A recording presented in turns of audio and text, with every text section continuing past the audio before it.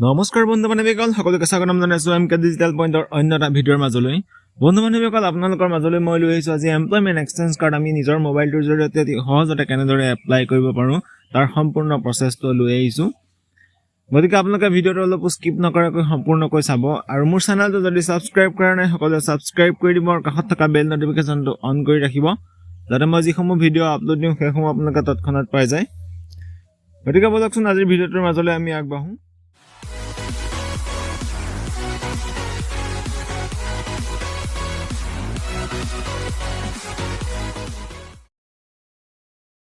ইয়াত আপুনি টাইপ কৰিব employment.assam.gov.in টাইপ কৰি সাৰ্চ কৰি দিব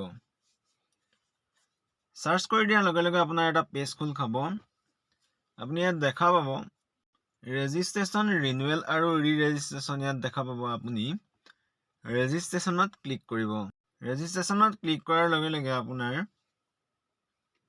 ইয়াত দেখিব কন্টিনিউত ক্লিক কৰিব লগে লগে অন্য এটা পেজ খোল খাব ইয়াত আপুনি দেখিছে apply with Aadhaar apply without Aadhaar আৰু ৰেজিষ্টাৰ আপুনি ৰেজিষ্টাৰত ক্লিক কৰিব লগে লগে আপোনাৰ ৰেজিষ্টাৰ পেজ ফৰ্মখন খোল খাব ইয়াত আপুনি আপোনাৰ নাম ইমেইল আইডি ফোন নাম্বাৰ আৰু এই ফৰ্মেটটোত এটা পাছৱৰ্ড ইয়াত দিব দি পেলাই ষ্টেট সিলেক্ট কৰিব আৰু তলত দেখা কেপচাৰ কোডটো ইয়াত বহাই দিব বহাই দি আপুনি সাবমিট ক্লিক কৰিব সাবমিটত ক্লিক কৰাৰ পাছতে আপোনাৰ ভেৰিফিকেশ্যনৰ কাৰণে আহিব ভেৰিফিকেশ্যন আপুনি ওকেত ক্লিক কৰিব আৰু আপোনাৰ ইমেইল আৰু ফোন নাম্বাৰ দুটা OTP যাব যদি ফোন নাম্বাৰ নাযায় ইমেইলত যিটো OTP যায় সেই OTPটো ইয়াত ভৰাই দিব ভৰাই দি আপুনি ভেলিডেট কৰিব আৰু ফোনৰ ভেৰিফিকেশ্যনটো নেক্সট এটা পৰ্যায়ত হ'ব ওপৰত যিটো লগইন ৰেজিষ্টাৰ দিছে তাত ক্লিক কৰিব তাত ক্লিক কৰি আপোনাৰ লগইন পেজত ইউজাৰ আইডিত আপোনাৰ ফোন নাম্বাৰটো দিব আৰু পাছৱৰ্ডত আপুনি যিটো ৰেজিষ্টাৰ কৰোঁতে পাছৱৰ্ড দিছিলে সেইটো দিব আৰু কেপচাৰ কোডটো ইয়াত ভৰাই পেলাই আপুনি লগইন কৰিব লগইন কৰাৰ লগে লগে আপোনাৰ ফোন নাম্বাৰ ভেৰিফাইৰ কাৰণে আহিব ইয়াত আপোনাৰ ফোনত এটা OTP যাব সেই OTPটো ইয়াত ভৰাই আকৌ কেপচাৰ কোডটো দি আপুনি ভেলিডেট কৰিব ফোন নাম্বাৰটো ভেৰিফিকেশ্যন হ'ব ইয়াৰ পাছতে আপোনাৰ ভেৰিফিকেশ্যন প্ৰক্ৰিয়াটো সম্পূৰ্ণ হৈছে আপুনি লগইনত ক্লিক কৰি আকৌ ওপৰৰ ফালে থকা লগইন ৰেজিষ্টাৰত ক্লিক কৰিব তাত ক্লিক কৰাৰ লগে লগে আপোনাৰ ইয়াত ইউজাৰ আইডি আৰু পাছৱৰ্ড দিব ফোন নাম্বাৰটো আৰু পাছৱৰ্ডটো যিটো ৰেজিষ্টাৰ কৰোঁতে দিছিল ইয়াৰ পাছতে আপোনাৰ কেপচাৰ কোডটো ভৰাই আপুনি লগইন কৰিব লগইন কৰাৰ লগে লগে আপোনাৰ একাউণ্টটো খোল খাব আপুনি এপ্লাই ফৰ ছাৰ্ভিচেছত যাব আৰু ভিউ অল ছাৰ্ভিচেছ এভেইলেবল ছাৰ্ভিচেছত যাব আৰু 8 নম্বৰ অপশ্যনত ক্লিক কৰিব ক্লিক কৰাৰ লগে লগে আপোনাৰ এপ্লিকেশ্যন ফৰ্মখন খোল খাব আৰু আপুনি অকণমান অলপ তললৈ আহি আপুনি ইয়াত ফিল আপ কৰিব আপোনাৰ আধাৰ নাম্বাৰটো আৰু আপুনি বসবাস কৰা ৰাজ্যখনৰ নামটো ইয়াত সিলেক্ট কৰিব আধাৰ নাম্বাৰ ভৰাই আপুনি এগ্ৰি কৰিব এগ্ৰি কৰাৰ পাছতে আপোনাৰ যিটো আধাৰত আপোনাৰ নাম আছে সেই নামটো ইয়াত টাইপ কৰিব ইয়াৰ পাছতে আপোনাৰ এপ্লিকেণ্ট ডিটেইলছত আপোনাৰ নাম দিব সম্পূৰ্ণ ডিটেইলছখিনি আপুনি ইয়াত ভৰ্তি কৰি ল'ব ফোন নাম্বাৰ ইমেইল আইডি আৰু ফাদাৰ্ছ নেম ভৰাই ল'ব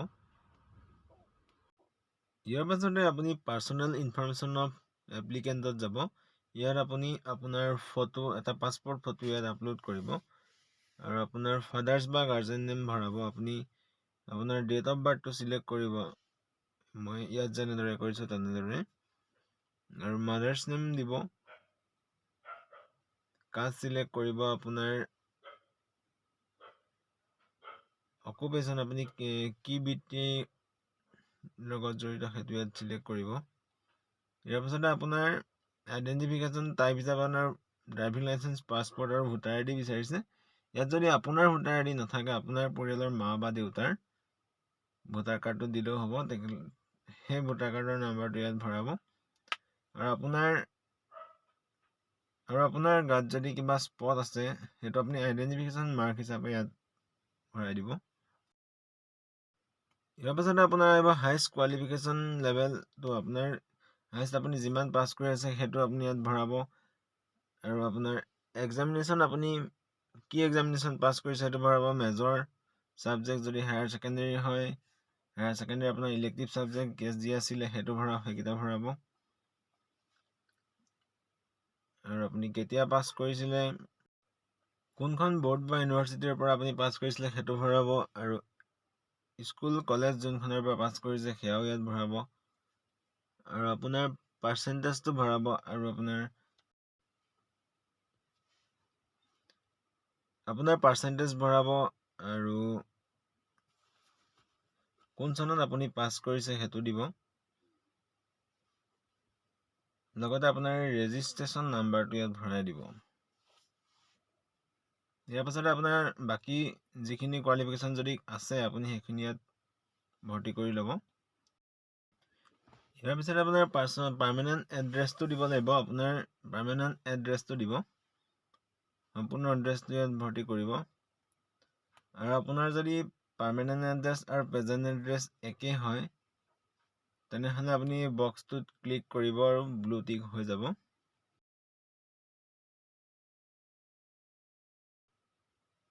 ইয়াৰ পাছতে আপুনি লেংগুৱেজ, আপুনি যিকেইটা লেংগুৱেজ জানে সেই লেংগুৱেজকেইটা ভৰ্তি কৰিব। আৰু যদি পঢ়িব লিখিব বা ক'ব পাৰে তেতিয়াহ'লে সেই বক্সকেইটাত টিক দি যাব। আৰু প্লাছ চিনটো ক্লিক কৰি যিকেইটা লেংগুৱেজ জানে সেইকেইটা ভৰ্তি কৰি ল'ব। ইয়াৰ পাছতে আপুনি এক্সেঞ্জটো আপোনাৰ চিলেক্ট কৰিব। এক্সেঞ্জ চিলেক্ট কৰাৰ পাছত আপুনি তললৈ আহি আপোনাৰ ডিক্লেৰেশ্যন কৰিব। আপুনি এই বক্সটোত টিক দিব আৰু আপোনাৰ ছিগনেচাৰটো ইয়াত আপলোড কৰিব। আপলোড কৰি আপুনি কেপচা কোডটো ভৰাব। ছাবমিট কৰাৰ আগতে সম্পূৰ্ণ ফৰ্মখন আপুনি এবাৰ চাই ল'ব। তাত কিবা ভুল ৰৈ যাব পাৰে, যদি ভুল থাকে সেইখিনি শুধৰাই ল'ব। আৰু আপুনি ছাবমিটত ক্লিক কৰাৰ লগে লগে আপোনাৰ আধাৰ নাম্বাৰৰ সৈতে লিংক থকা মোবাইল নাম্বাৰত এটা OTP যাব। সেই OTPটো ইয়াত ভৰাই আপুনি ছাবমিট কৰিব। ইয়াৰ পাছতে অন্য এটা পেজ আহিব। সেই পেজৰ পৰা অলপ তললৈ আহিব।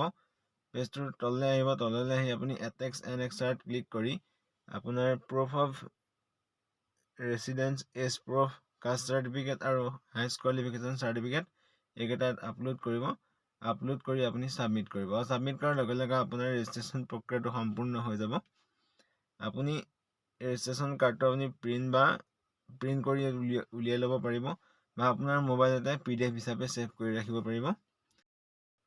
বন্ধু বান্ধৱীসকল, আজিৰ ভিডিঅ'টোত ইমানেই আছিল। যদি মোৰ ভিডিঅ'টোৰ পৰা আপোনালোক অলপ হ'লেও উপকৃত হৈছোঁ বুলি ভাবিছে তেনেহ'লে মোৰ ভিডিঅ'টো লাইক কৰিব, কমেণ্ট কৰিব, শ্বেয়াৰ কৰিব আৰু লগতে মোৰ চেনেলটো ছাবস্ক্ৰাইব কৰি দিবলৈ নাপাহৰিব। ধন্যবাদ। জয় অসম।